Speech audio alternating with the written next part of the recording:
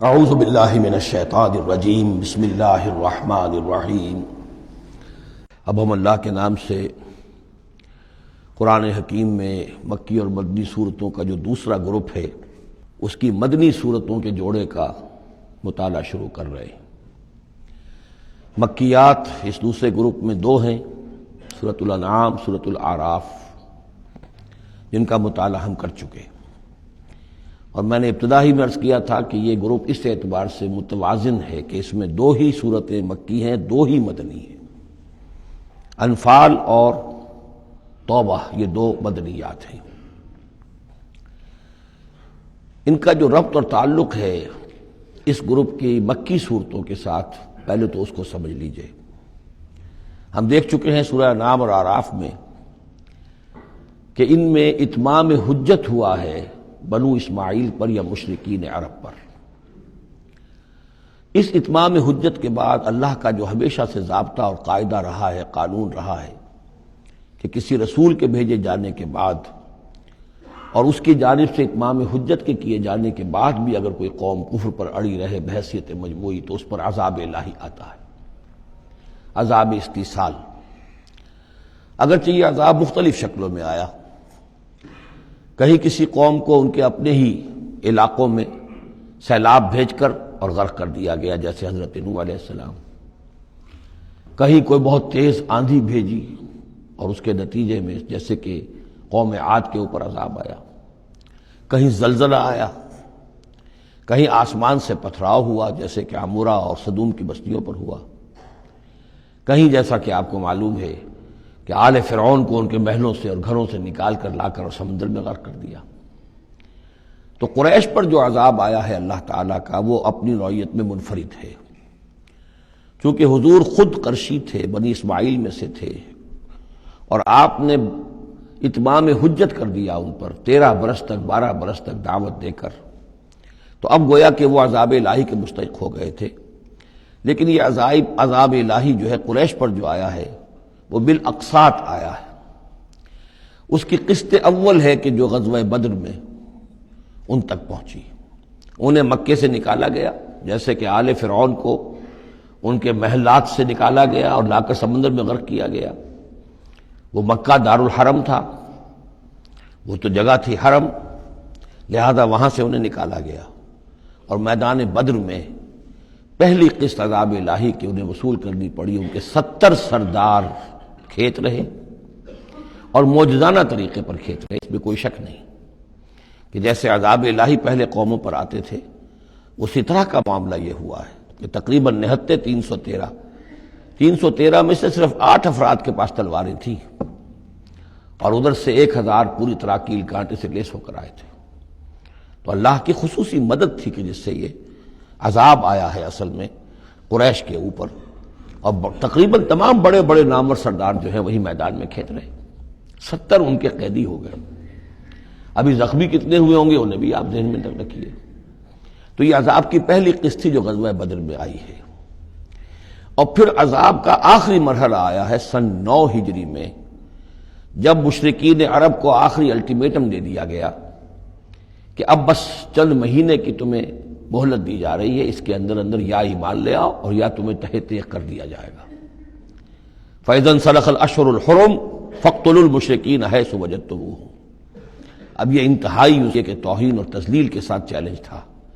یہ دوسری بات ہے کہ وہ سب لوگ ایمان لے آئے اور یہ قتل عام کی نوبت نہیں آئی، لیکن یہ کہ یہ آخری قسط تھی۔ وہ آخری قسط جو ہے سورہ توبہ میں بیان ہوئی ہے، اور عذاب کی پہلی قسط جو ہے وہ سورہ انفال میں ہے۔ ان دونوں صورتوں کو جمع کر دیا گیا تاکہ انعام اور اعراف میں بنو اسماعیل پر یا مشرکین عرب پر اتمام حجت، اور انفال اور توبہ میں ان پر جو عذاب الہی نازل ہوا اس کی تفصیل۔ تو یہ تو ہے معنوی ربط اس گروپ کی مکی اور مدنی صورتوں کے مابین۔ باقی جو یہ سورہ انفال ہے اس کے بارے میں نوٹ کر لیجئے کہ غزوہ بدر کے فوراً بعد، متصلاً بعد نازل ہوئی ہے۔ گویا کہ سورہ آل عمران جو ہم پڑھ چکے ہیں اس سے پہلے ہے اس کا نزول، اس کے اکثر و بیشتر حصے سے پہلے نازل ہوئی ہے۔ تو یہ زمانی ترتیب جو ہے اگر یہ ذہن میں نہ رہے تو پھر اس سے کافی خلجان پیدا ہو جاتا ہے۔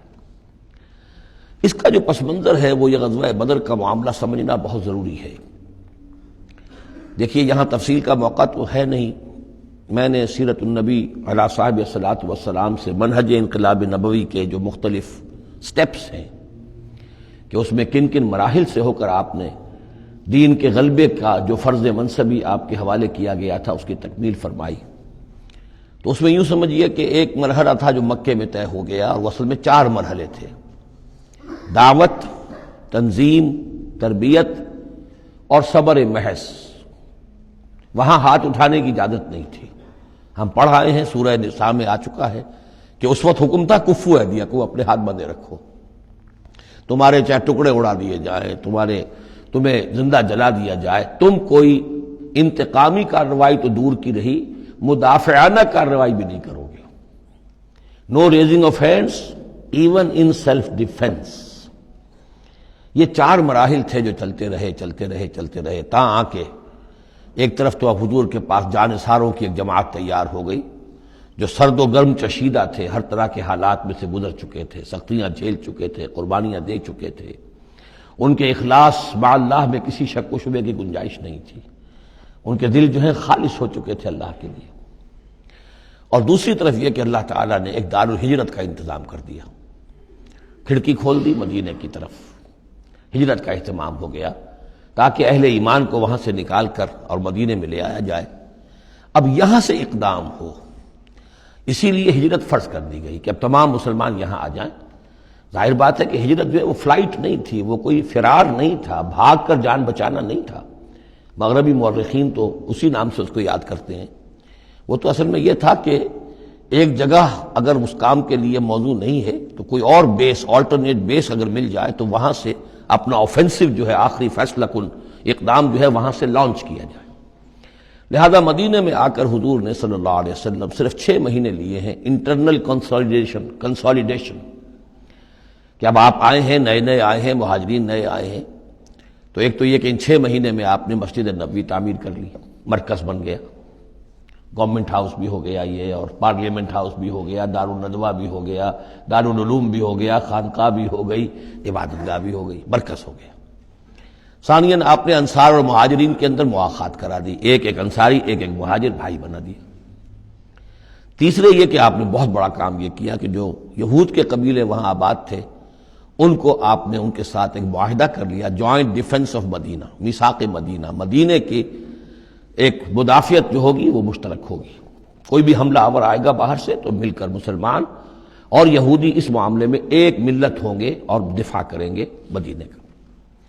بس 6 مہینے آپ نے اس کام میں لیے، 7ویں مہینے سے پھر آپ نے کچھ چھوٹے چھوٹے دستے بھیجنے شروع کر دیے، چھاپا مار دستے سمجھ لیجئے، کہ جس سے وہ جو کیروان روٹس تھے، قریش کی لائف لائن یہی تھی، ان کا تجارتی سلسلہ تھا، شام کی طرف قافلے جو جاتے تھے وہ بدر سے ہو کر گزرتے تھے، بدر کے قریب سے، اور بدر جو ہے مدینے سے قریب تر تھا، مکے سے فاصلہ زیادہ ہے، اور جو قافلے جاتے تھے یمن کو وہ طائف سے ہو کر گزرتے تھے۔ تو آپ نے ان راستوں کے اوپر چھاپا مار دستے بھیجنے شروع کر دیے۔ جدید اصطلاح میں اس کو یہ کہا جائے گا کہ اکنامک بلاکیڈ آف مکہ۔ 8 ایسی مہمیں غزوہ بدر سے پہلے ثابت ہیں 1.5 سال کے اندر۔ 6 مہینے آپ نے وہ لیے، 1.5 سال اور 2 سال کے بعد غزوہ بدر ہو گیا ہے۔ تو یہ 1.5 سال میں 8 مہمیں، جن میں سے 4 میں کہ حضور خود بھی بنفس نفیس شریک رہے ہیں، اس لیے وہ غزوات کہلاتے ہیں، اور 4 وہ ہیں کہ جن میں آپ نے صرف کچھ لوگوں کو بھیج دیا ہے کسی امیر کے تحت، وہ سرایا کہلاتے ہیں۔ صدق اللہ العظیم۔